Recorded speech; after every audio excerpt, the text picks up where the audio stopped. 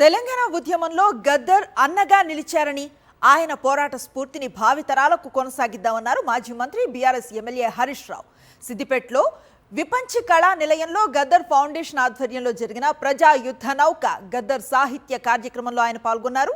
ఈ సందర్భంగా ప్రజా యుద్ధ నౌక సాహిత్య పుస్తకాన్ని ఆవిష్కరించారు హరీష్ రావు. తెలంగాణ మలిదశ ఉద్యమంలో పొడుస్తూ ఉన్న పొద్దు మీద పాట ఎంతో స్ఫూర్తిని నింపిందన్నారు.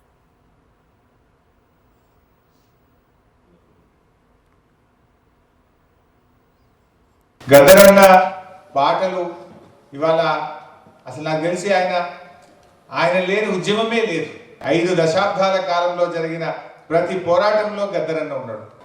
ఇవాళ స్వాతంత్రం వచ్చి ఇన్ని సంవత్సరాలైనా కూడా ఇప్పటికీ ఇంకా సమాజంలో అసమానతలు ఉన్నాయి. ఆ అసమానతలు పోయేదాకా కూడా ఈ స్ఫూర్తి వారి ఆలోచన విధానం కొనసాగాలి.